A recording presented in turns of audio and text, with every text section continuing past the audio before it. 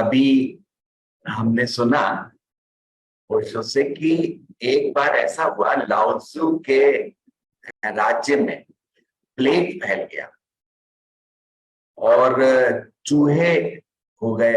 तो चूहों से होता है, तो सभी राज्य के लोगों ने, मंत्रियों ने ये मंत्रणा की कि सारे चूहे खत्म कर दिए जाएं राज्य के। तो खत्म कर दिए गए।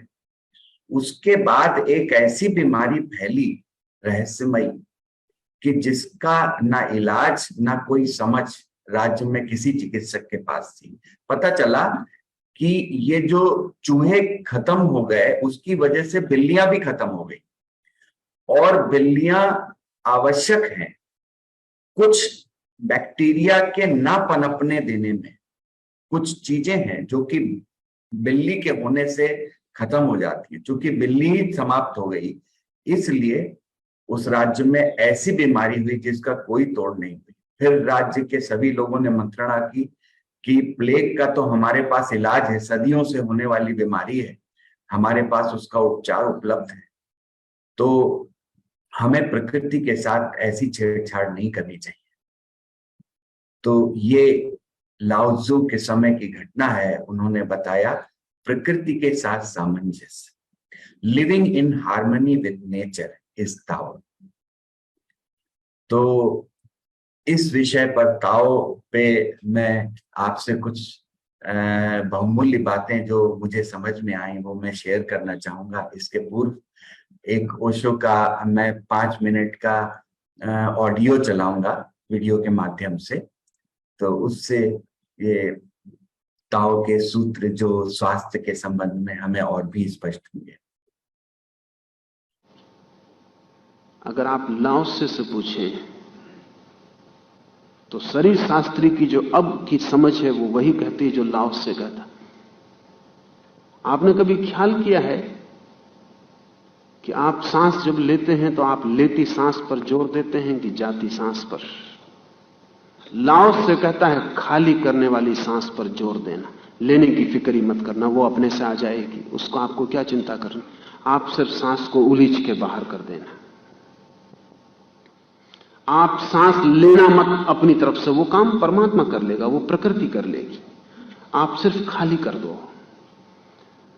जीवन में जो परम रहस्य है स्वास्थ्य का, वो इतने से फर्क से भी हल हो जाता है। अगर कोई व्यक्ति सिर्फ श्वास को खाली करे और लेने का काम न करे, आने दे अपने से, तो उसे अपूर्व स्वास्थ्य उपलब्ध हो जाए। आप सीढ़ियां चढ़ते हैं, थक जाते हैं, अब की दफा ऐसा करना कि सीढ़ियां चढ़ते वक्त सिर्फ श्वास छोड़ना, लेना मत, और आप नहीं थकेंगे। सीढ़ियां चढ़ते वक्त सिर्फ श्वास छोड़ना, खाली कर देना बाहर, और लेते वक्त आप फिक्र मत करना, शरीर को लेने देना, और आप पाएंगे आप कितनी ही सीढ़ियां चढ़ सकते हैं और नहीं थकेंगे। क्या हो गया? जब आप श्वास लेते हैं तो भीतर की जो गंदी सांस है वो तो भीतर ही भरी रह जाती। आप ऊपर से सांस ले लेते, वो ऊपर से वापस चली जाती, भीतर की गंदी तो भीतर भरी ही रहती। वो भीतर की गंदी श्वास, वो कार्बन डाइऑक्साइड ही आपकी 1000 बीमारी, कमजोरी और सब चीजों का कारण है। लेकिन हमारा जोर लेने पे क्यों है? वो हमारी वृत्ति के कारण है। हम हर चीज को लेना चाहते हैं, छोड़ना किसी चीज को भी नहीं चाहते। एक आध्यात्मिक कॉन्स्टिपेशन है, कोई चीज छोड़ना नहीं चाहते, मल मूत्र भी छोड़ना नहीं चाहते, उसको भी संभाल के रखे हुए। एक वैज्ञानिक विचारक है पश्चिम में, मैथियास अलेक्जेंडर, उसने सारी जिंदगी लोगों की कब्जियत पर काम किया है, और वो कहता है कि कब्जियत मानसिक कंजूसी का परिणाम है, शारीरिक उसका कारण नहीं है। जो लोग कुछ भी नहीं छोड़ना चाहते, आखिर में वो मल भी नहीं छोड़ना चाहते। फ्रायड ने तो बहुत अजीब प्रतीक खोजा है, एकदम से कठिन मालूम पड़ता है। वो कहता है सोने को पकड़ना और मल को पकड़ना एक ही प्रक्रिया के हिस्से, और पीला रंग सोने का और मल का पीला रंग, वो कहता है महत्वपूर्ण है। कंजूस आदमी अक्सर कब्जियत से भरे होंगे। जो आदमी सहज चीजें दे सकता है, बांट सकता है, वो कब्जियत का शिकार नहीं होगा। जुड़े, हमारे जीवन में एक ऑर्गेनिक यूनिटी, सब चीजें जुड़ी हैं, अलग अलग नहीं है। छोटी सी चीज भी जुड़ी है, बहुत छोटी सी चीज भी जुड़ी है। आप खाना खा रहे हैं, लोग भरते चले जाते हैं। मनोवैज्ञानिक कहते हैं कि चबाते क्यों नहीं लोग, भरते क्यों चले जाते हैं। चबाएंगे तो देरी लगेगी, भरने की इतनी जल्दी है, भर लेना है। अगर आप ठीक से चबाएं तो आपको कम से कम एक और 42 बार चबाना ही पड़ेगा, तभी वो ठीक से चबा। लेकिन 42 बार एक और, सोच के ऐसा लगेगा कि जिंदगी फिर चबाने में चली जाएगी। भर दो।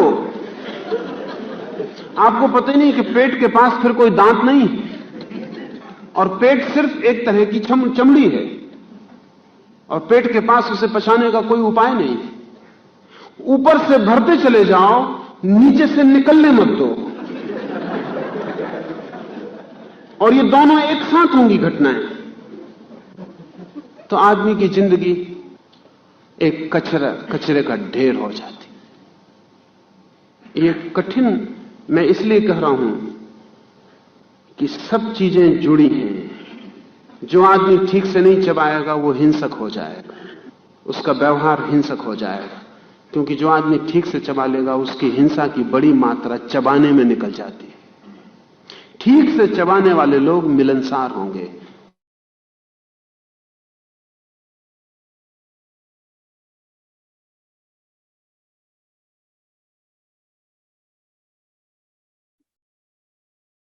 ओशो बता रहे हैं कि living in harmony with nature, अपने वातावरण से एक सामंजस्य, संतुलन में जीवन। ऐसा हम देखते हैं कि हम ब्रॉड स्पेक्ट्रम एंटीबायोटिक यूज करते हैं, ऐसे एंटीबायोटिक जिनका जो पूरे के पूरे बैक्टीरिया मारते हैं, जैसे डॉक्सीसाइक्लिन। डॉक्सीसाइक्लिन हम खाते हैं तो शरीर के सारे बैक्टीरिया, और उसमें से बहुत बैक्टीरिया ऐसे हैं जो यूजफुल हैं, जो शरीर की प्रतिरोधक क्षमता बढ़ाते हैं, जैसे पेट के कुछ बैक्टीरिया विटामिन बनाते हैं, वो भी मर जाते हैं।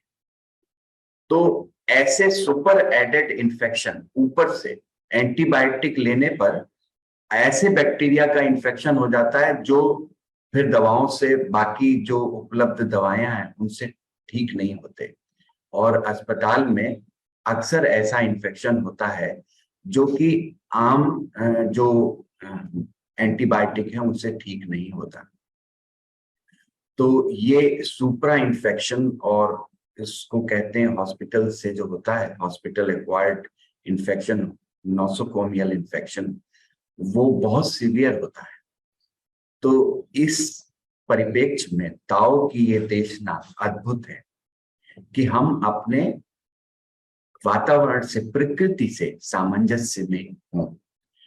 ताओ का अर्थ क्या है, ये मैं आपसे ताओइज्म के बारे में एक स्लाइड शेयर करता हूं, उससे हमें और दृष्टि स्पष्ट होगी ताओ के बारे में।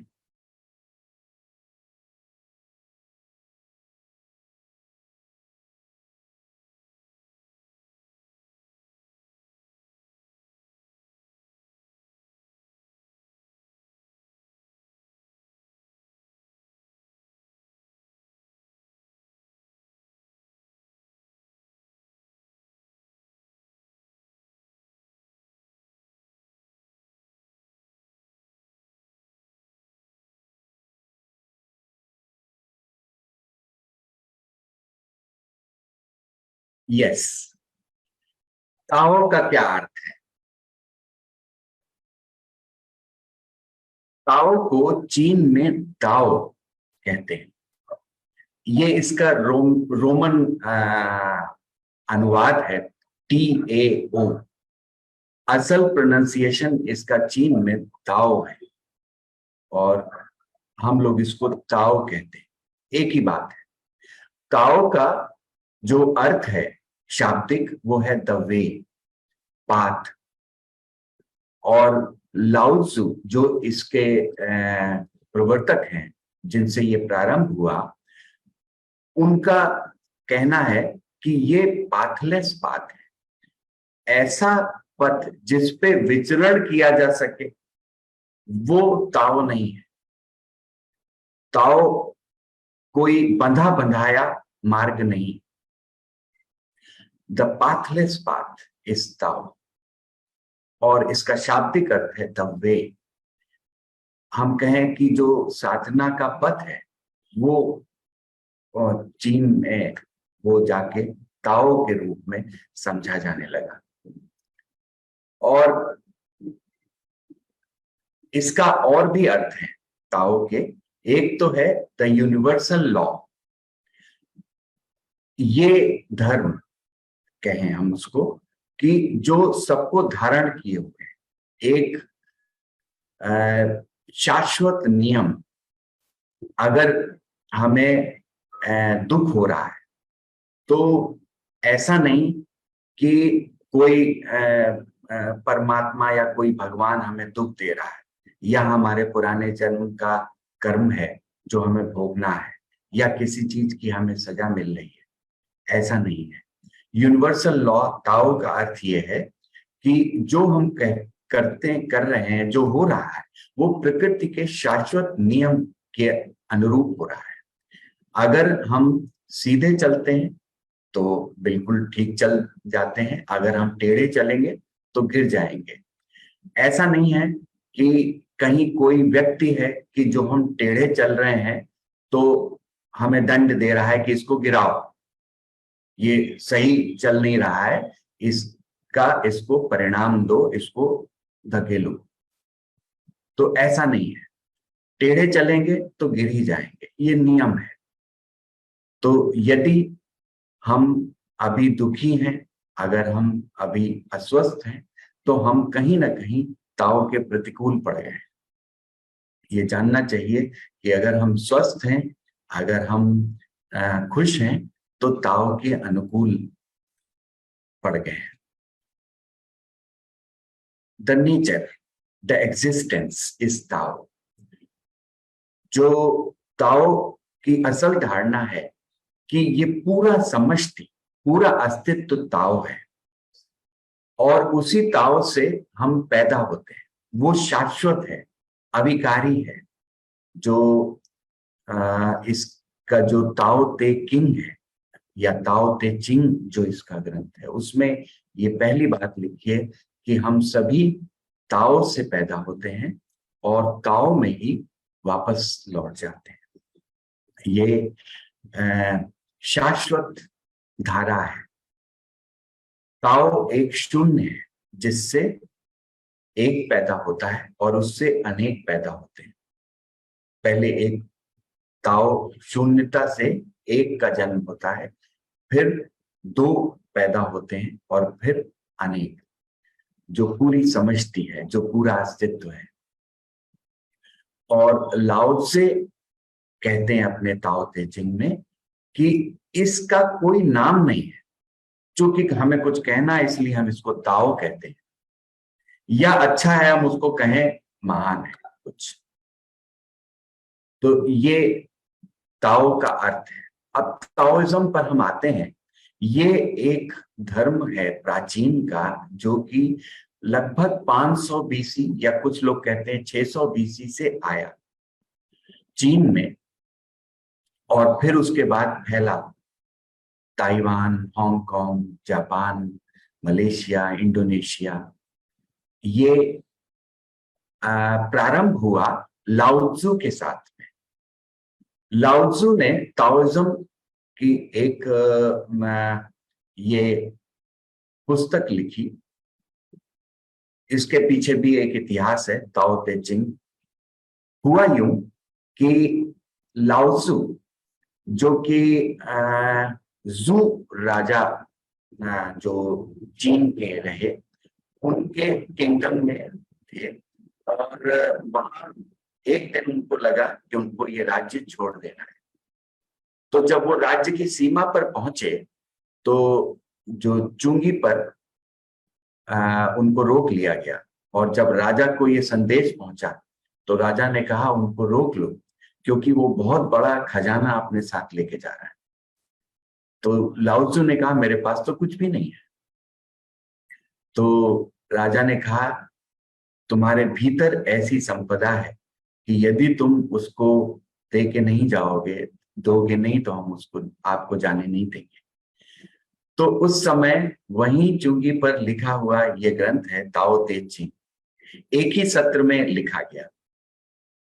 और ये ताओ ते चिंग देकर फिर लाओ त्सु चले गए राज्य के बाहर। फिर देखा नहीं गया उनको पुनः कभी।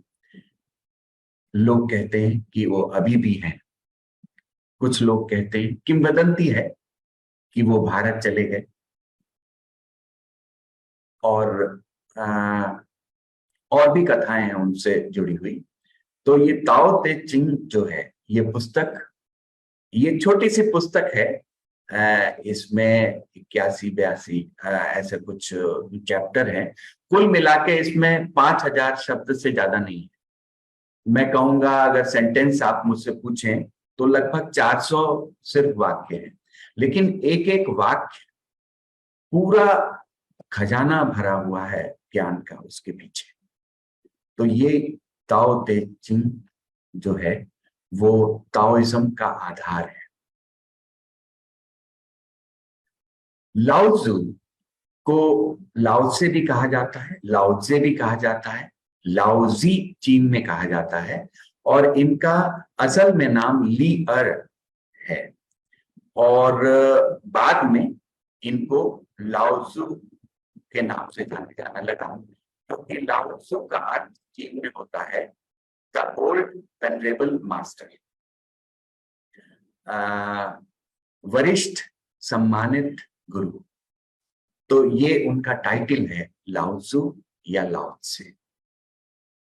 ये लाओ त्सु उसी समय रहे जब भारत में गौतम बुद्ध 500 BC, तो उनके समकक्ष हैं। उसने कहा भी है ये वो समय था जब बहुत सारे प्रबुद्ध सद्गुरु पृथ्वी पर हुए। भारत में बुद्ध, महावीर और उनकी धारा, वहां चीन में लाओ त्सु के समकक्ष कन्फ्यूशियस, उनको चीन में कौनजी नाम से जाना जाता है, वो भी रहे। हालांकि उनकी जीवन दृष्टि में बहुत फर्क है। लाओ त्सु जहां पर एक मिस्टिक है, रहस्यदर्शी है, और उन्होंने व्यक्ति की अपनी चेतना पर, उसके विकास पर कार्य किया। कन्फ्यूशियस एक मॉरलिस्ट है, जिन्होंने व्यक्ति कैसा व्यवहार करे, कैसा सदाचरण करे, राजनीतिक कैसा व्यवहार करे, राज्य कैसे सही तरह से चलाया जाए, वो बताया। ऐसा कहा जाता है कन्फ्यूशियस लाओ त्सु से मिलने भी गए, उनकी अद्भुत प्रतिभा से प्रभावित होकर, लेकिन ऐसा मिलन हुआ, कन्फ्यूशियस ने जैसे प्रणाम करना चाहिए चीन में विधिवत वैसे प्रणाम किया, और लाओ त्सु बस देखते रहे। तो कन्फ्यूशियस को ये हुआ कि इनको भी मुझे वैसा ही व्यवहार करना चाहिए, वैसे ही झुकना चाहिए जैसे मैं झुक रहा हूं। तो लाओ त्सु ने कहा कि जब तक तुम भीतर से नहीं झुके तब तक तुम्हारा बाहर से झुकना सिर्फ शारीरिक है। और जैसा तुम बता रहे हो दूसरों से व्यवहार कैसे किया जाए, मैं स्वयं से कैसे जुड़ा जाए ये बताता हूं। तो जैसा कन्फ्यूशियस कहते हैं कि सोसाइटी में कैसा व्यवहार किया जाए, दूसरों से कैसे संबंधित हुआ जाए, एथिक्स क्या है, मोरालिटी क्या है, तो जो लाओ त्सु की दृष्टि है वो है कि हम दूसरे का विचार नहीं करें, स्वयं अपने भीतर से जो प्रस्फुटित हो व्यवहार वही है। अगर हम दूसरे का चिंतन करेंगे तो व्यर्थ हम एक कारागृह में बन जाएंगे। और यही उनका वचन है कि care about what other people think and you will always be their prisoners.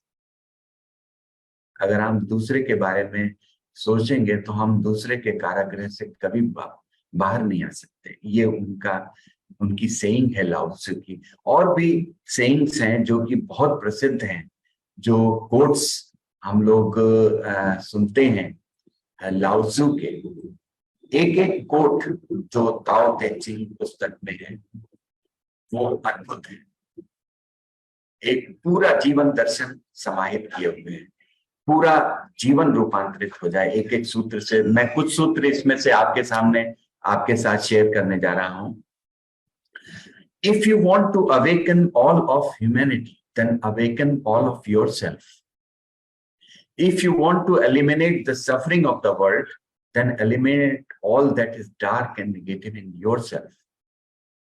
And truly the greatest gift you have to give is that of your own self-transformation. Some friends are writing that I should speak in English, so I will be speaking English as well as Hindi. So it's good for each of us. यहाँ पर कुछ मित्र हिंदी समझते हैं, कुछ अंग्रेजी समझते हैं, तो मैं दोनों भाषाओं में बोलूंगा। ये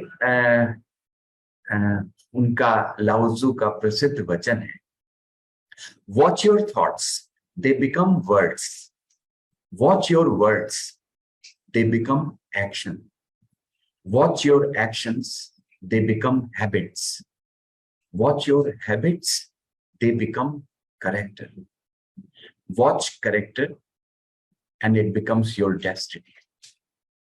जो हम सोचते हैं वो कहीं ना कहीं हमारे शब्दों में अभिव्यक्त हो जाता है, जो हम कहते हैं वो हमारा आचरण हो जाता है, और जो हमारा आचरण है वो हमारा व्यवहार बन जाता है, वो हमारा आगे चरित्र बन जाता है, और वही चरित्र आगे हमारे दिशा, हमारी डेस्टिनी बन जाता है।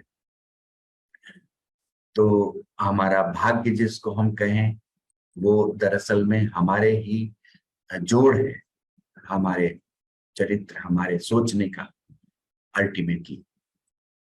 ये ताओ ते चिंग की प्रसिद्ध अभिव्यक्ति है कि if you are depressed you are living in the past, if you are anxious you are living in the future, if you are at peace you are in this present moment.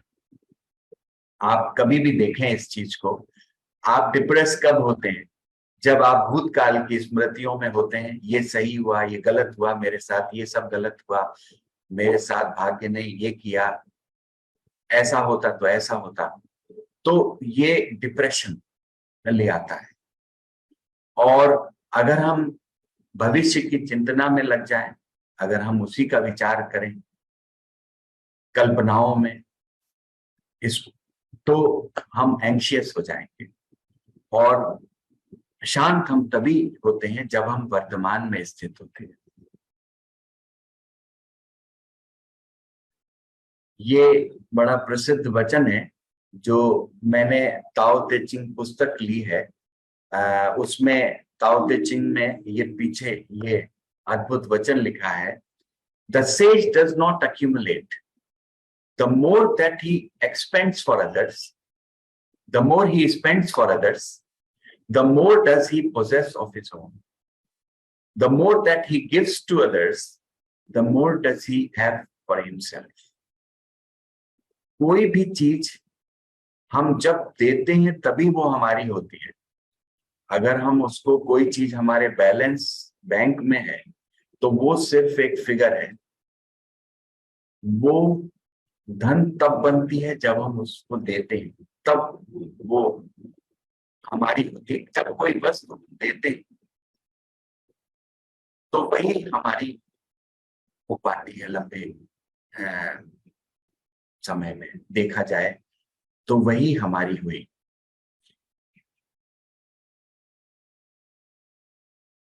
Water is the softest thing, yet it can penetrate mountains and earth. This shows clearly the principles of softness overcoming hardness. ये कल हम लोग ने प्रवचन सुना, ये सूत्र उसी में आता है ताओ ते चिंग का, कि कठोरतम पर कोमलतम की विजय। लगता तो ऐसा ही है कि पानी जब पत्थर पर गिरता है तो पानी बिखर जाता है, लेकिन लंबे समय में देखा जाए तो वही पानी पत्थर को तोड़ देता है और पत्थर तो बालू हो जाता है। ऐसा शुरू में लगता है कि जो व्यक्ति कठोर है तो वो विजय होता है, कोमलतम तो टूट जाए, लेकिन लंबे समय में देखा जाए तो अगर कठोर हृदय है, मान लीजिए पुरुष का हृदय और स्त्री का हृदय है कोमल, तो शुरू में तो लगेगा कि ऐसा कि कठोरतम जीत जाएगा, लेकिन लंबे अर्थों में देखा जाए तो कोमलतम ही जीतता है। अगर आंधी आए तो बड़े बड़े वृक्ष तो उखड़ जाते हैं, जो कोमल घास है वो बच जाती है, और बची नहीं जाती है और धूल झड़ जाती है उसकी, और तरोताजा हो जाती है। Stop thinking and and your problems. Much of the problems are created by our thoughts. Vicious cycle, thoughts and thoughts. We are just lost in thoughts, and they create only problem. And the solution comes from silence. और जो ताओ ते चिंग में लाओ से का ये पहला वचन है कि जो कहते हैं वो कहने से ही असत्य हो जाता है, और जो सत्य है वो कहा नहीं जा सकता। तो जो सत्य है वो मौन में संप्रेषित होता है। Truth is only reached through silence. Those who don't know speak. Those who speak do not know.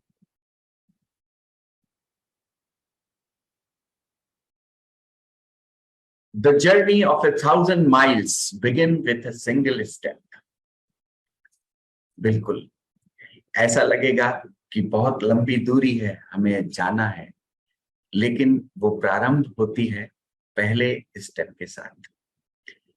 हमें लगेगा इतना अंधकार है कि हम कैसे इतने अंधेरे में जा पाएंगे, यात्रा लंबी है, चिराग तो इतना ही देखता है, लेकिन जैसे ही हम आगे बढ़ते हैं चिराग की रोशनी और आगे चली जाती है। A good traveler has no fixed plans and is not intent on arriving. अगर हम बहुत ज्यादा प्लान करके चलेंगे, अपनी कल्पनाएं, अपने विचार, अपनी योजनाएं, तो जो यात्रा है उसका आनंद नहीं है, और ये जीवन के बारे में भी सत्य है। The best fighter is never angry. ये चीन में कहावत है कि दो लोगों का युद्ध हो रहा है और वो एक दूसरे को प्रोवोक करते हैं। जो पहली बार वार करने के लिए उत्तेजित हो जाता है उसकी हार वहीं सुनिश्चित हो जाती है, क्योंकि ऊर्जा उसकी वहीं खर्च हो जाएगी, और जो अपने जो स्थिर है, जो शांत है, उसकी ऊर्जा संग्रहित होती है। ये सूत्र है ताई ची चुआन का, जो वहां की मार्शल आर्ट इस ताओ की धारा पर विकसित हुई। ओशो ने इसको ताई ची के रूप में विकसित किया, चुआन उन्होंने हटा दिया, जो कि एक डिफेंस के लिए, डिफेंस ओशो की दृष्टि में है कि वो एक लड़ने का, उसमें हिंसा का भाव है। जो ची है वो हमारी मूल ऊर्जा है, जो नाभि पर, तो जो उसका रास्ता है कि नाभि पर ऊर्जा संग्रहित हो और फिर उसका जो अभिव्यक्ति है वो ताई ची है। तो ये वहां की विद्या है। A leader is best when people barely know he exists. And when his work is done, his aim is fulfilled, they will say, we did it ourselves. ये लाओत्सु की जो देशना है कि अकर्ता होके कर्ता की, जो कि उन्होंने इसको लाओत्सु ने वु वाई कहा। वो चूंकि राजा के राज्य में थे, तो जो उनके सूत्र हैं वो अक्सर राज्य से संबंधित रहे। उसके पीछे सार तो गहरी साधना के हैं, जो उनकी अभिव्यक्ति है अपने वचनों में, वो राज्य से संबंधित आई। तो राजा के लिए उन्होंने सूत्र दिया है ये कि ऐसे काम करो कि लोग काम करें, ऐसा उनको प्रतीत हो कि लोग काम कर रहे हैं, आप अकर्ता हैं। और जब आपका काम पूरा हो जाए तो वो लोग कहें कि ये तो हमने किया। तो श्रेष्ठ राजा वही है। ये लाओत्सु ने देशना दी है वु वाई की, नॉन एक्शन की, जिसको गीता में कृष्ण कहते हैं अकर्ता होके कर्ता। जो क्रिया है उसके पीछे कर्ता का भाव ना है।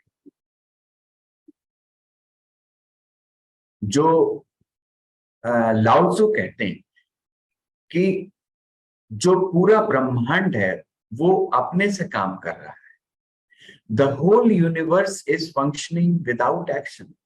The earth is revolving around the sun, it is rotating, the spring is going on, the river is flowing, the clouds are raining, everything is happening without any action being done, without any effort.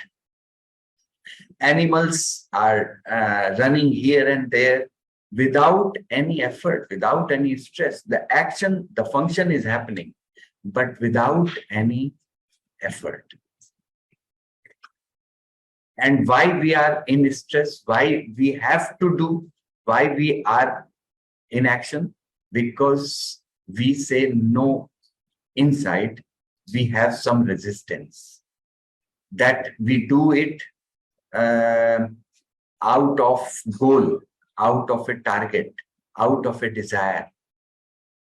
So then it becomes an effort. When we say yes to existence, when we say yes to the flow of Tao, then things happen, but there is no effort, there is no action. So efforts are needed only when we go against the existence. And Lao Tzu says that don't swim, but just float with the flow. And in life also, he says, don't row, but sail with the wind. As the existence goes. In life, you go as the life takes you. And when nothing is done, nothing is left undone. Concept of yin-yang, very important concept in Taoism. And incidentally, this concept came before even Lao Tzu in China. And Lao Tzu further propagated it in new sense, with new perspective, with new dimensions. What is this yin-yang? We all know and familiar with this symbol of yin-yang. ये जो yin-yang है, इसमें जो काला वाला भाग है वो yin है, और जो सफेद वाला भाग है वो yang है। और अस्तित्व में एक संतुलन है जो ये सिंबल दर्शाता है, जो ये प्रतीक है कि ये पूरा अस्तित्व एक बैलेंस है, एक समत्व में है, दो बराबर चीजों से, यिन और यांग। ये यिन जैसे कि darkness and light, they both are complementary. Ordinary thinking is that these are opposite. If somebody asks you what is the opposite of darkness, you answer light. But in Taoism, it is perceived as complementary, means without one, the other doesn't exist. They supplement and they are in harmony. Like night and day. Without night, there won't be day. So day and night are continuously changing. So this symbol, is like changing. It's not static. This changes. And it's like woman and man. Yin is woman and man is yang. And they both complement each other. And it is not division straight. You see that it is a curvature dividing the two. So both are interchanging. The woman with age becomes more towards man. The hormones that change. I mean, the androgens in women, they keep on increasing. And in men, estrogens keep on increasing. In reality, both exist otherwise also, in youth also. So you will find two dots. That means in yin, yang exists. In yang, yin exists. So it is not division straight, not compartment hard and fast. There is intermingling. And both are changing. And Osho has revealed one mystery yesterday in the discourse we are listening to, that in one life, if one is woman, in the other life, it is likely that she will be man. Similarly, man will be in other life, will be women. So it's changing. Passiveness, activeness. So it is this like, if you cannot conceive one person always passive, one is always active. For a balance in life, there should be a harmony between passiveness and activeness. And in happiness and misery, sadness also. You should know that when you are sad, it is one form and it's going to change in happiness soon. If you are happy now, it's going to progress towards sadness later. So it's like circling in changing, receiving and giving. So they complement negative and positive, quiet and loud, moon and sun, water and fire, cold and warm. So it's like they complement. एक दूसरे के परिपूरक हैं ये. और जो Tao की traditional Chinese medicine है, उसमें भी इसका उपयोग किया है. कुछ वस्तुएं जो हम खाते हैं वो भीतर गर्मी पैदा करती हैं, जैसे कि अदरक है, सौंठ है, या मिर्च है, या बहुत सारी चीजें हम जानते हैं, आयुर्वेद में भी है कि गर्मी पैदा करती हैं, यानी यान पैदा करती है. और कुछ चीजें हैं जो यिन पैदा करती हैं, जो ठंडक पैदा करती हैं. फल हैं, तरबूज है, या चुकंदर है, या जो है हम जानते हैं कि जो ठंडक पैदा करती है, जो गर्मी, अगर इनका असंतुलन हो तो हमारा स्वास्थ्य गड़बड़ा जाएगा. यिन यान बैलेंस. तो जो ट्रेडिशनल चाइनीज मेडिसिन है, TCM, एक विधिवत पूरा विज्ञान है जो कि अमेरिका और बहुत सारे देशों में रिकॉग्नाइज मेडिकल साइंस है, उसका ये भाग है। उसमें ही जैसे डॉक्टर रंजन ने अभी बताया, वो अक्यूपंक्चर की प्रैक्टिस करते हैं, आपको प्रेशर भी है, ये सब टीसीएम में ही आता है। तो वो यिन यांग को इसमें शामिल करते हैं कि आदमी एक बैलेंस, इसका एक छंदबद्धता हो भीतर यिन यांग की। अब हम बड़े महत्वपूर्ण विषय पर आ रहे हैं कि जो ये चीन का ताओइज्म है और जो भारत में योग, उसमें क्या समानता है, क्या विपरीतता है, या क्या सामंजस्य है, या क्या तुलना है। बहुत फर्क है,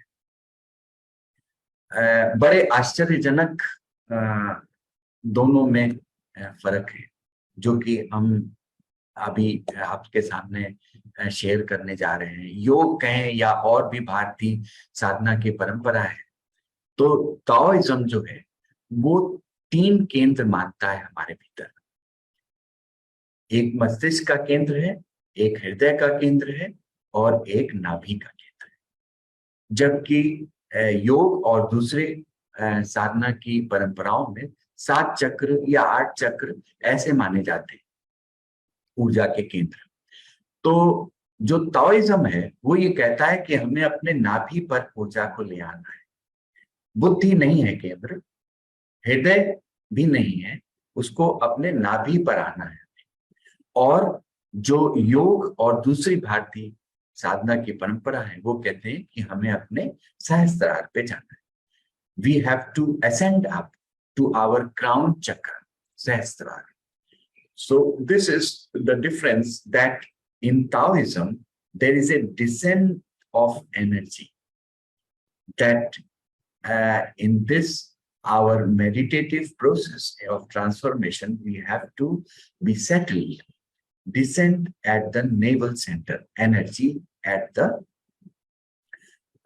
navel center, and Yoga says you should ascend the energy to higher centers. Therefore, in Taoism, the symbol of meditative practice is water. Become like water flowing down. And in yoga and other Indian spiritual paths, the symbol is of fire, that you have to go up. And similarly, in Taoism, you will be surprised. There, the symbol is darkness.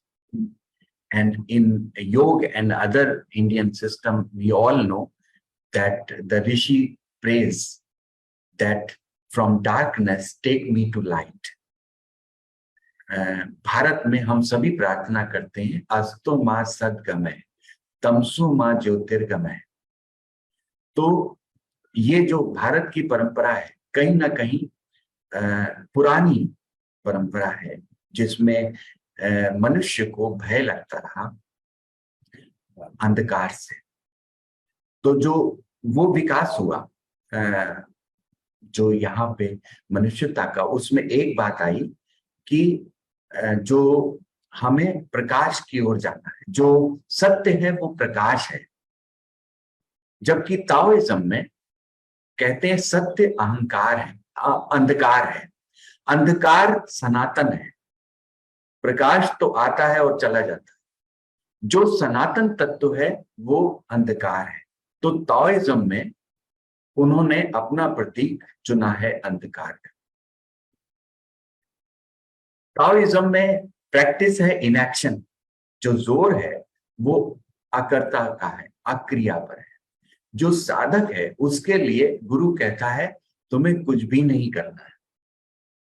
और ये कल के प्रवचन में तो हम लोग ने इसको और भी गहराई से समझा कि जो ताओइज्म है, जब वो बुद्धिज्म से मिला तो उससे ज़ेन की अद्भुत धारा पैदा हुई, और उसका जो सार सूत्र है यही है, इनएक्शन। उसको ज़ेन परंपरा में ज़ाज़ेन कहते हैं कि बस बैठ जाना और कुछ भी नहीं करना, नो एक्शन। और जो योग की परंपरा है वो साधना की है, जो आसन, आहार, प्रत्याहार, धारणा, फिर आता है ध्यान, फिर आती है समाधि। तो ये लंबी प्रक्रिया है साधना की। कहीं ना कहीं उसमें भी बाद में इनएक्शन आता है। जो प्रारंभ है, जो तैयारी है, वो एक्शन से ही। और जो टॉइज्म है वो फेमिनिन है बेसिकली, अक्रिय। तो उसमें स्त्रैण भाव है। और जो योग की परंपरा है वो पुरुषत्व पर जोर देती है कि हमें करना है, साधना है। साधना का हम लोग अर्थ समझते हैं कुछ करना है। तो वो masculine, there is a feeling. So it is just a coincidence maybe, or maybe because of this, that in Indian system there have been more Indian enlightened person male than female. So men, you will find so many enlightened, but you don't find many ladies becoming enlightened. So maybe the reason is this, because it is more according to the masculine viewpoint. So Mahavir even says that with women body, it's not possible to get enlightened. Maybe because his path is such. Buddha said that I will not give sannyas to women. But later on, because of his distance of his mother and other women, that why should we be devoid of spiritualism, he started initiating women as well. But maybe there was some resistance from his side that my way is more masculine way. I am not saying that it is for women or for men. It's not that all men are masculine. Many men are feminine, having a heart of a woman, and many women have a masculine mindset. So it's not of the difference of body, but it's of the attitude. And one biggest difference, I would say, in Taoism, meditativeness is being engrossed is the way. And in yoga and other, being a witness, a sakshi, a drishta, is the way of meditation. The essence in yoga and other system in India is to be a watcher. Whereas in Taoism, they say, be one, be total, be complete. Don't be two, be one. So that is a classical difference. I would say a fundamental difference between two systems of meditation. And in this context, I would like to add that this may be the reason of many physical things happening in the meditator. What are these? Why do enlightened masters in India develop cancer and other diseases? So in that relevance, I would like to raise this question. क्यों बहुत सारे जो प्रबुद्ध, जो मैं कहूं कि जागृत बुद्ध पुरुष हैं, जैसे कि रामकृष्ण परमहंस को कैंसर हुआ? क्यों उनको थ्रोट का कैंसर हुआ? क्यों रमन महर्षि को हाथ में कैंसर हुआ? क्यों जे कृष्णमूर्ति को पैंक्रियास का कैंसर हुआ? why they developed cancer. And other diseases also, like Mahavir died of diarrhea and dysentery.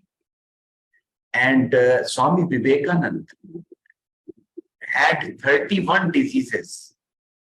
And by the age 39, he has to leave his body,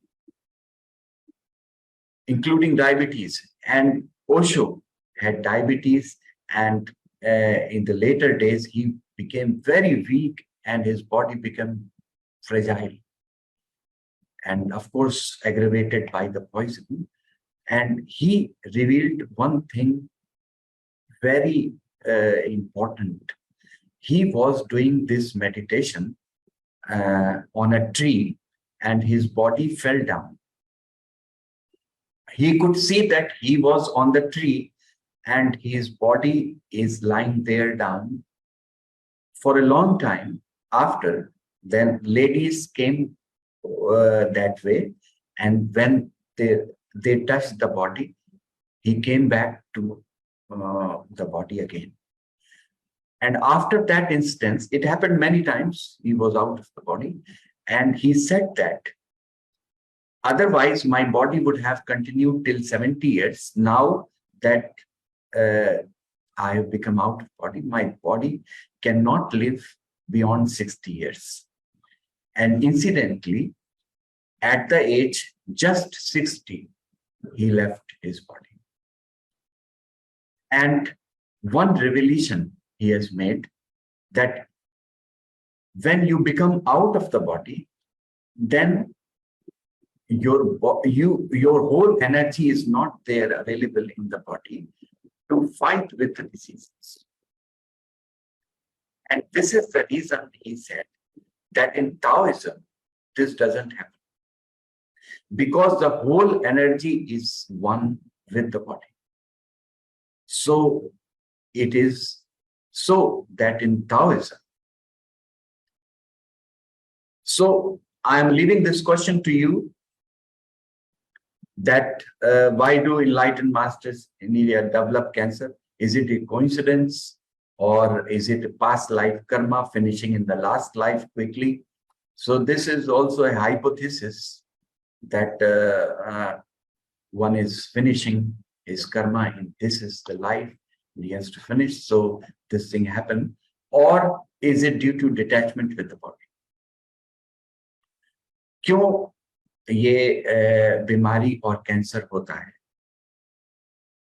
तो ये कारण संभव है कि जब हम ऐसा समझें इसको कि एक बार गाड़ी का इंजन खुल गया, इंजन अलग हो गया, तो वापस हम इंजन को बैठा देंगे गाड़ी में, लेकिन वो पूरा का पूरा तो नहीं बैठ पाएगा। वो गाड़ी उस तरह से सुचारू नहीं चल पाएगी बिना आवाज के, बिना किसी बाधा के, जैसे पहले चलती थी।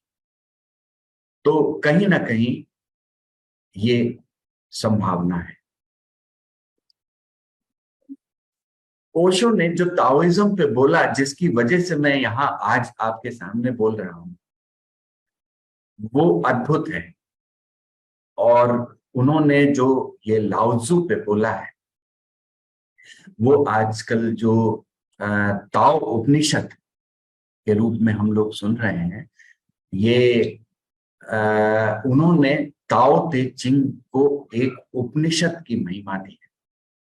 उन्होंने ये कहा कि इसका एक एक वचन इतना सारगर्भित है कि ये उपनिषद के वाक्य है। तो ये पूरी 127 प्रवचन की उन्होंने श्रृंखला बोली है, जो एक साथ नहीं बोली। उन्होंने 1971 से लेकर 1975 तक बार बार इस पर बोला है, जो ये एक संकलन है उपलब्ध ताओ उपनिषद के रूप में 6 पुस्तकों का ताओ उपनिषद। और ये आजकल हम लोग संध्या सत्संग में रोज सुन रहे हैं। आपको भी निमंत्रण है, इस जूम के माध्यम से लिंक से आप जुड़ सकते हैं जो इसमें दिया हुआ है। अगर आप मोबाइल या कंप्यूटर से देख रहे हैं, अगर आप पहले नहीं जुड़े हैं तो इसकी स्क्रीनशॉट ले सकते हैं, जो लिंक इसमें दिया पासवर्ड, या फिर आप इस फोन नंबर पर व्हाट्सएप कर दें तो आप ताओ उपनिषद के प्रवचन रोज सुन सकते हैं शाम को 6:30 से 8 ये बैठक होती है उसमें। ताओ उपनिषद जो फरवरी 1975 तक ओशो ने इस पर बोला, और जब वो 21 मार्च 1974 को पुणे आए आश्रम में, तो जो उनका घर, उसको उन्होंने नाम दिया लाओ त्सु। ओशो का इतना प्रेम इन मास्टर से कि उन्होंने अपने घर का नाम लाओ त्सु पर दिया, और जहां पर वो शुरू में तो लाओ त्सु की बालकनी में ही प्रवचन देते, बहुत सारी प्रवचन माला उसके बाद पुणे में चली, वो सब लाओ त्सु की बालकनी, और फिर उसके बाद वहां निर्माण हुआ चोंग त्सु ऑडिटोरियम, जिसको हम कहते हैं चोंग त्सु का, जो कि लाओ त्सु के शिष्य। तो अब उनकी समाधि है वहां चोंग त्सु में। तो जब ताओ उपनिषद पूरा हुआ तो ये प्रवचन माला ओशो ने अंग्रेजी में शुरू कर दी, ताओ द 3 ट्रेजर्स, जो कि इसके 4 वॉल्यूम हैं अंग्रेजी में। ये 2 महीने बाद ही ओशो ने अंग्रेजी में बोलना शुरू कर दिया ताओ के ऊपर, ताओ द 3 ट्रेजर्स नाम से, जून 1975 से। तो ये संकलित है ताओ के 3 खजाने, ये अद्भुत सूत्र है ताओ उपनिषद में भी, ताओ ते चिंग का है ये। 3 खजाने क्या हैं? लाओ त्सु कहता है कि एक खजाना है मेरा प्रेम, करुणा, दूसरा खजाना है मेरा अनअति, कभी भी अति नहीं करना, और तीसरा खजाना है मेरा कि पीछे होने को राजी, अंतिम होने को राजी। तो ये 3 खजाने हैं। Tao, the 3 treasures. These are the 3 treasures Lao Tzu says. One is love, the other is never be on extreme, and third is be ready to be the last. Lao Tzu says that nobody can surpass me, nobody can beat me, because I am already at the last. Nobody can defeat me because I am already there, surrendered. So that is Lao Tzu's unique vision. 3 treasures: simplicity, humility, and love or compassion. So the 3 treasures. Then Osho spoke on Chuang Tzu, disciple of Lao Tzu, a unique person. And Taoism that we have now is the contribution of these 2 masters. Chuang Tzu, also known as Zhuangzi in China, and his book in English also Osho has titled "The Shoe Fits." When the shoe fits, this phrase, the complete sentence is, when the shoe fits, the feet is forgotten. When the belt fits, the belly is forgotten. When the heart fits, the for and against are forgotten. So this is a unique book of Chuang Tzu. When the shoe fits, ये पुस्तक है उनकी। इसमें 10 कहानियां हैं चोंग Tzu की, जो कि इसमें ओशो ने बोला है चोंग त्सु एक अद्भुत गुरु, जो लाओ त्सु के शिष्य, और पूरी धारा है उनकी ताओइज्म की, जनरेशंस।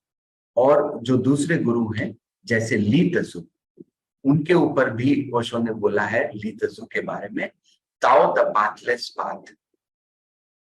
लू त्सु एक गुरु हुए जो कि लू यन नाम से उनको जाना जाता है। तजु का मतलब होता है गुरु चीन में, तो लू त्सु या लू त्सु या लू यन, ये इनकी पुस्तक है जो मूल the secret of the golden flower. Osho ने इसके ऊपर पूरा ध्यान बताया है, और ये पुस्तक जो उन्होंने इस नाम से प्रकाशित है, the secret of the secrets. और जो इस धारा में ताओ की सदगुरु हुए कोसुआन। ये तो बहुत बाद में हुए 22 BC.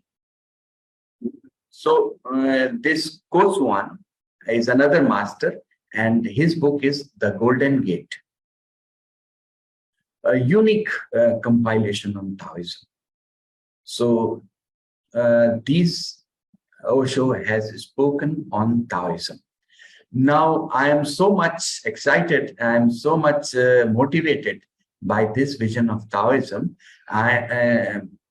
Friends have asked me to keep some meditations, and Osho himself says that whatever Tao is there, you imbibe it in your life. Lao Tzu जो कह रहे हैं सिर्फ बात ही ना हो, उसको हम प्रयोग करें, अपने जीवन में उतारें। तो इस पर आधारित कुछ ध्यान के शिविर या ध्यान के इवेंट हम लोग कर रहे हैं ऑनलाइन। इसमें जूम और यूट्यूब पर ऑनलाइन रहेगा ये ओशो ताओ मेडिटेशन मीटिंग, जो प्रति रविवार को होगी, और इसके लिए रजिस्ट्रेशन कराना होगा। जो नंबर इसमें दिया हुआ है उस पर व्हाट्सएप कर सकते हैं आप। तो ये प्रति रविवार को 10:30 से 12 बजे ऑनलाइन रहेगी, और ऑफलाइन भी, यानी कि आप इन पर्सन भी कैंप कर सकते हैं। ये जो ध्यान विधियां हैं ताओ पर आधारित, ये बनारस में एक शिविर हो रहा है, वाराणसी में, ओशो लाओत्सु सेलिब्रेशन ताओ मेडिटेशन कैंप, अक्टूबर में। ये 22 अक्टूबर से 24 अक्टूबर के बीच में वाराणसी में।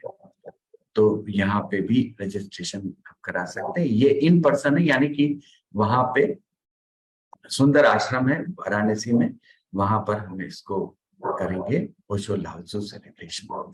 और यदि आप वाराणसी नहीं आ सकते, एक सुंदर हिल स्टेशन है मध्य प्रदेश का पचमढ़ी, वहां पर भी ताओ साधना शिविर हो रहा है।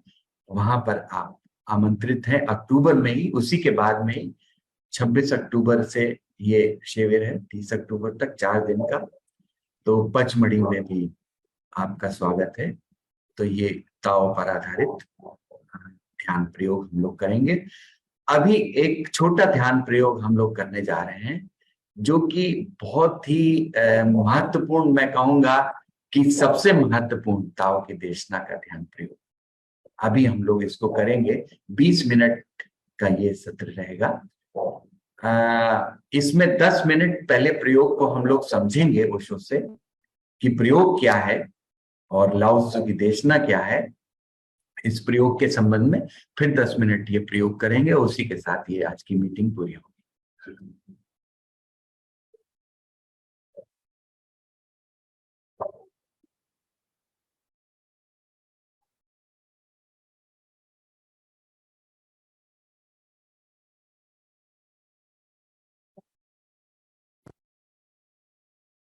तीन केंद्र ताओ मानता है।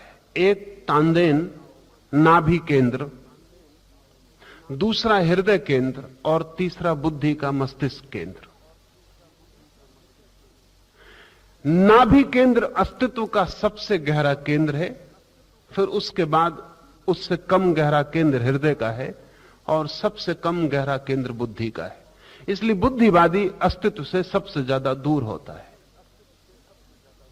उससे तो निकट वे लोग भी होते हैं जो हृदयवादी हैं। तथाकथित ज्ञानियों से भक्त भी कहीं ज्यादा अस्तित्व के निकट होते हैं। जिसने केवल बुद्धि को ही सब कुछ जाना है, वो आदमी सतह पर जीता है। हिसाब उसका पूरा होता है, गणित उसका साफ होता है, तर्क उसके स्पष्ट होते हैं, लेकिन कभी भी गहराई में वो नहीं उतरता, क्योंकि गहराई में सदा खतरा है, क्योंकि तर्क भी खो जाते हैं, हिसाब भी खो जाता है। वो सतह पर जीता है जहां सब साफ सुथरा है। हृदय में उतरे कि तर्क और गणित और सब साफ सुथरी दुनिया खो जाती है। इसलिए बुद्धिवादी हृदय की बात से भयभीत होता है, क्योंकि हृदय के साथ ही अराजकता, अतर्क, राग का जन्म हो सकता है, प्रेम पैदा हो सकता है, भक्ति आ सकती है, कुछ हो सकता है जिसके लिए तर्क देना मुश्किल पड़े। इसलिए बुद्धिवादी बुद्धि से जीता है और बुद्धि से नीचे प्रवेश नहीं करता। जितना बुद्धिवादी आदमी होगा श्वास उतनी ऊपर से चलेगी। श्वास की ऊंचाई और नीचाई को जानकर आदमी का टाइप जाना जा सकता है। जितना हृदयवादी व्यक्ति होगा श्वास उतनी गहरी चलेगी। लेकिन लाओ से कहता है हृदय भी आखिरी गहराई नहीं, और गहरे उतरना जरूरी है। और उसको वो तानदेन कहता है। नाभि से श्वास चलनी चाहिए। नाभि से जिसकी श्वास चल रही है वो अस्तित्व के साथ वैसा ही जुड़ गया है जैसे छोटे बच्चे जुड़े होते। जब कोई अपनी प्राणवायु को अपनी ही एकाग्रता के द्वारा नमनीयता की चरम सीमा तक पहुंचा दे तो वो व्यक्ति शिशुवत कोमल हो जाता है। अपनी श्वास को नमनीयता की चरम सीमा तक पहुंचा दे। नमनीयता का अर्थ है तनाव शून्य तरलता को पहुंचा दे। अगर आप तनाव मुक्त हों, शून्य हों, तो श्वास आपकी अनिवार्य रूप से नाभि केंद्र पर पहुंच जाएगी। कभी शिथिल होकर शांत होकर कुर्सी पर बैठ के देखें, आपको फौरन पता चलेगा श्वास नाभि से चलने लगी। लेकिन ढीला छोड़ें अपने को। और अगर नाभि से श्वास न ली जा सके तो बच्चों जैसी सरलता असंभव है। वो श्वास के साथ ही बच्चे जैसी नमनीयता और तरलता पैदा होती। तो पहला कि आपकी श्वास नाभि से चलने लगे। चलें, उठें, बैठें, ख्याल रखें कि नाभि से श्वास चल रही। तो ताओ की साधना के 3 हिस्से हैं प्राण साधना के। पहला, श्वास नाभि से चले। और आप एक 3 सप्ताह का प्रयोग करके भी दंग रह जाएंगे कि अगर श्वास नाभि से चले तो आपके न मालूम कितने क्रोध विलीन हो गए, और आपकी न मालूम कितनी ईर्ष्या खो गई, और आपके न मालूम कितने तनाव अब नहीं है, और आपकी नींद गहरी हो गई, और आपका व्यक्तित्व संतुलित होने लगा। श्वास साधारण बात नहीं है, सारे प्राण की व्यवस्था उससे जुड़ी है। तो जैसी श्वास होगी वैसे आपके प्राणों में व्यवस्था या अव्यवस्था पैदा होती। आप क्रोध के समय में लयबद्ध सांस नहीं ले सकते, और अगर लयबद्ध सांस लें तो क्रोध नहीं कर सकते। सांस का उखड़ जाना जरूरी है क्रोध के क्षण में, तो ही शरीर उत्तप्त हो पाता है, तो ही शरीर की ग्रंथियां जहर छोड़ पाती हैं। पहला सूत्र है श्वास को धीरे धीरे नाभि पर ले आना, सीने का काम ही ना रह जाए। दूसरा ताओ प्राण साधना का हिस्सा है कि सदा श्वास बाहर जाए उस पर ध्यान देना, भीतर आती श्वास पर बिल्कुल ध्यान नहीं देना। और जब श्वास बाहर जाए तो जितने जोर से श्वास को उलीचा जा सके उलीच देना, और भीतर कभी श्वास अपनी तरफ से नहीं लेना, जितनी आए आ जाने देना। आने की प्रक्रिया परमात्मा पर छोड़ देनी, और भेजने की प्रक्रिया जितनी हमसे उलीचते बन सके उलीच देना। इसके अद्भुत परिणाम होते हैं। हम सभी लोग श्वास लेने में तो बहुत उत्सुकता दिखाते हैं, छोड़ने में नहीं। अगर आप ध्यान करेंगे तो हमारी एम्फेसिस सदा छोड़ने पर कभी नहीं होती, सदा लेने पर होती। और ये सिर्फ श्वास का ही सवाल नहीं, हमारा पूरा जीवन ही लेने पर निर्भर होता है, देने पर कभी निर्भर नहीं होता। जो व्यक्ति श्वास को देने पर जोर देगा और लेने पर नहीं, उसके पूरे व्यक्तित्व में दान और देना अपने आप गहन हो जाएगा और लेना कम हो जाएगा। एक आदमी की हम श्वास की जांच करके कह सकते हैं कि यह आदमी लेने में रस लेता होगा कि देने में। अनिवार्य रूपेण श्वास को आप धोखा नहीं दे सकते।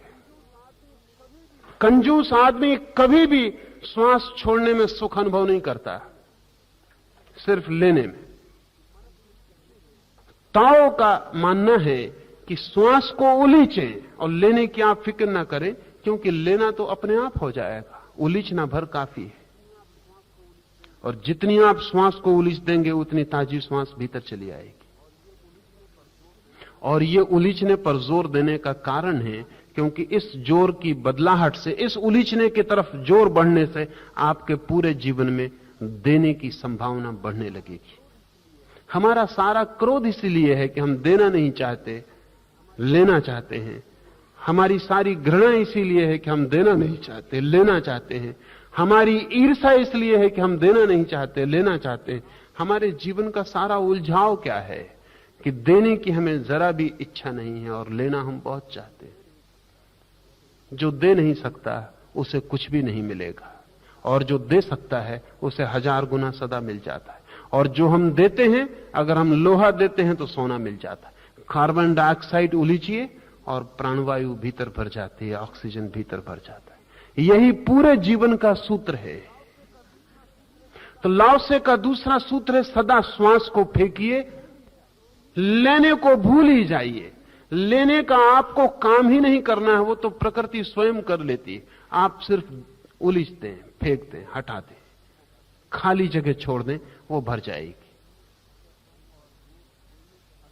और अगर आपका जोर छोड़ने पर हो और लेने पर बिल्कुल ना हो तो चित्त एकदम नमनीय हो जाएगा, क्योंकि लेने में तनाव होता है,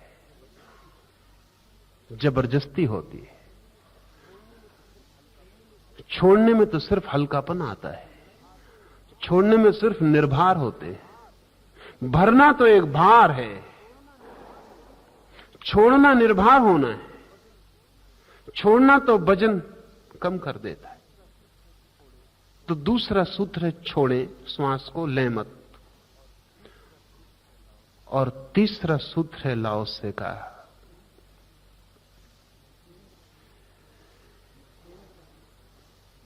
केंद्र नाभि हो जाए, छोड़ने पर जोर हो जाए।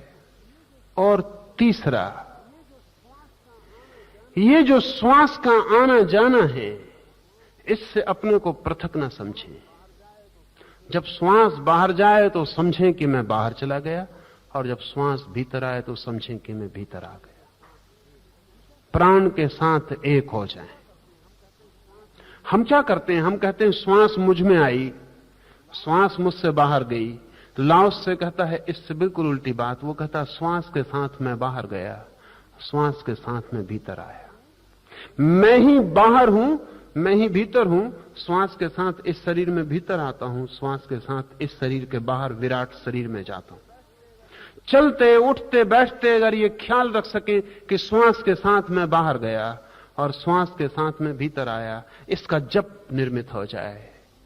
ये धीरे धीरे धीरे धीरे धीरे जप की भांति आपके भीतर गूंजने लगे कि श्वास में बाहर गया, श्वास में भीतर आया। तो श्वास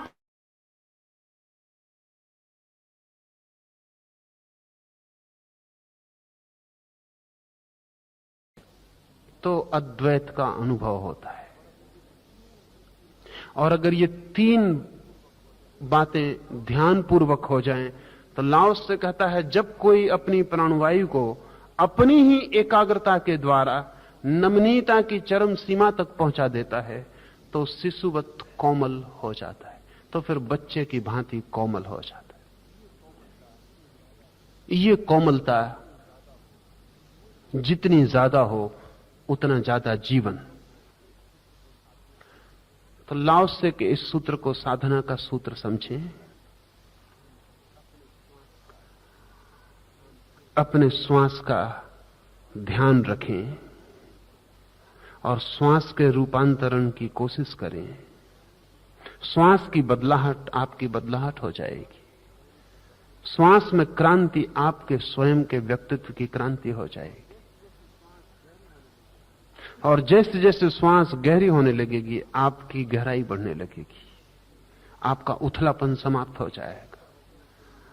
और जिस दिन श्वास केंद्र पर होगी उस दिन आप सारे जगत के साथ एक अद्वैत के बिंदु पर मिल जाएंगे। अपनी केंद्र पर जो आ गया वो जगत के केंद्र पर आ जाता है।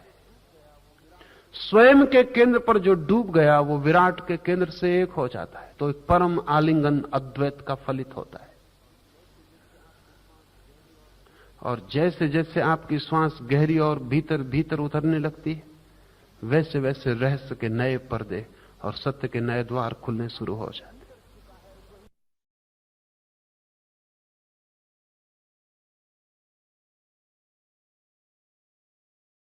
ओशो से अभी हम लोग ने ये अद्भुत प्रयोग के संबंध में समझा।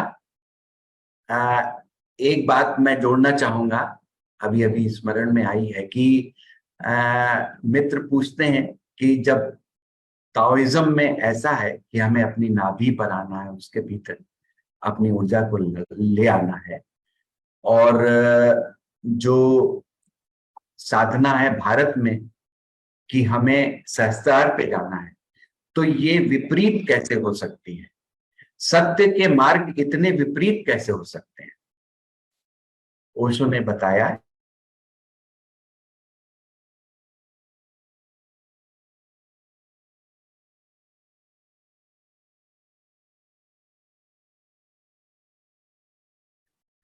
जबकि अस्तित्व वर्तुल है, कि जैसे मुझे अगर जाना हो, मान लीजिए न्यूयॉर्क, तो एक तो रास्ता है कि मैं भारत से जाऊंगा अपने पश्चिम पश्चिम जाऊंगा सीधा, तो इतना डिस्टेंस है। और एक और रास्ता है न्यूयॉर्क जाने का कि यहां से हम जाएं टोक्यो, टोक्यो से भी वो बिल्कुल करीब है, it's only half an hour flight.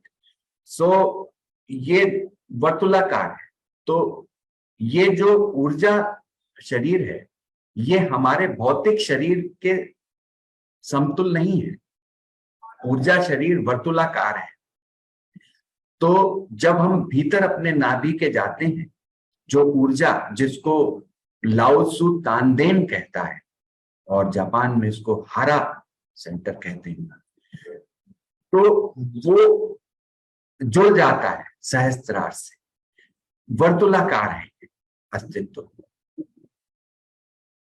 तो अभी हम लोग ये प्रयोग करने जा रहे हैं, जो वर्षों से समझा हम लोग ने, कि श्वास छोड़ने पर जोर है।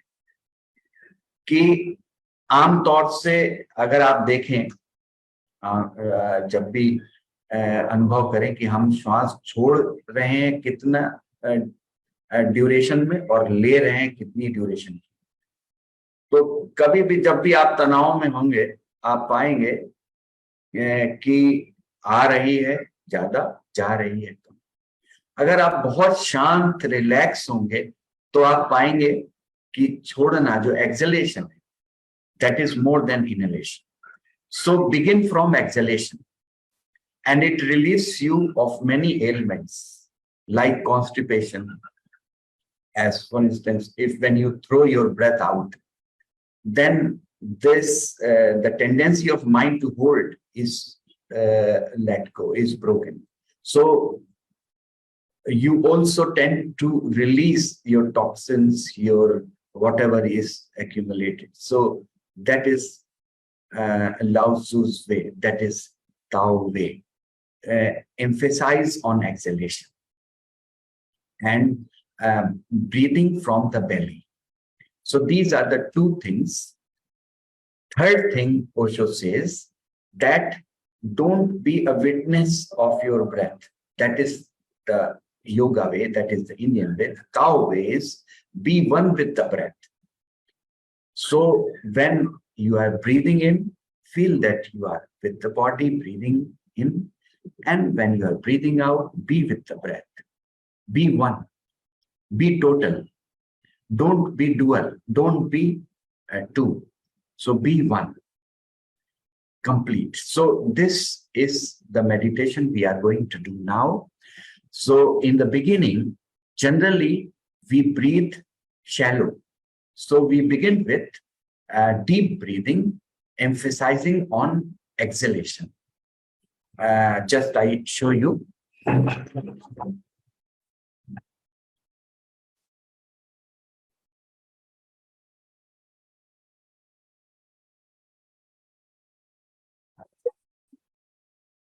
like this, you throw your breath out completely.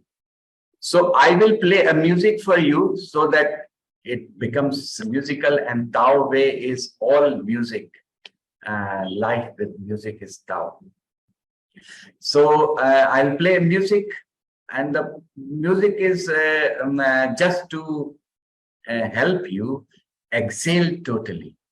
So squeeze your lungs totally. Generally, we don't take all the alveoli in the lungs into action here. So empty your lungs totally. So अभी मैं संगीत चलाऊंगा यहाँ पे, जिसके साथ आप सांस को पूरी खाली कर लेंगे. सांस पूरी जितनी छोड़ सकते हैं छोड़ना है. आपको लेना नहीं, लेना अपने आप हो जाता है. आपको सांस छोड़ने पर जोर देना है. ठीक है, सभी मित्र कर लेंगे.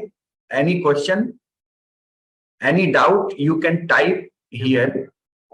डॉक्टर विकास एक बार फिर से बता दीजिए करके किस तरह से बता देते हैं. हमें अभी मैं म्यूजिक चलाऊंगा, म्यूजिक जस्ट सपोर्टिंग है, उसमें हमें अपने सांस को छोड़ना है ऐसे.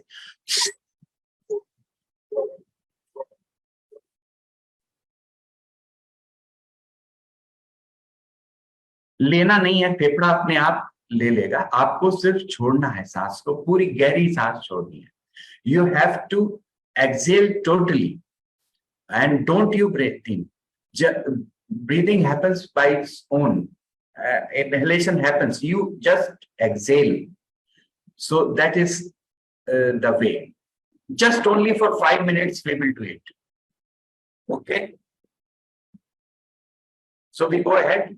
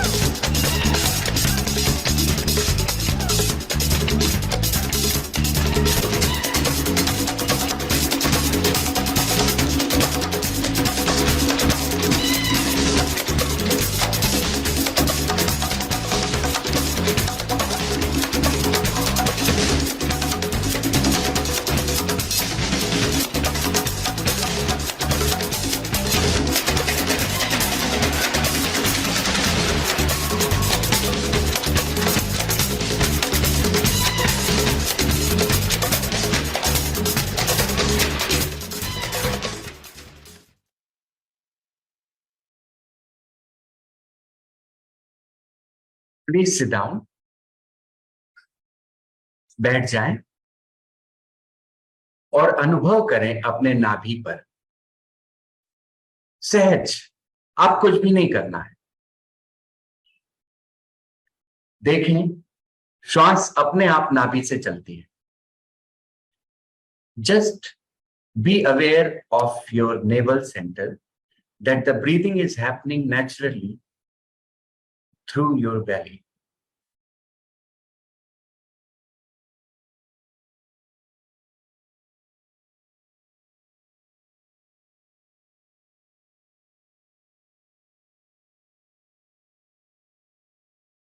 Be one with the breath.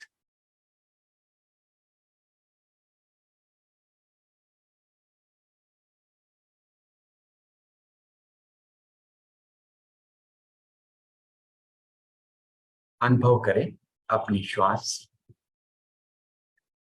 नाभि पर और श्वास के साथ भीतर जा रहे हैं, श्वास के साथ बाहर जा रहे हैं। एक है।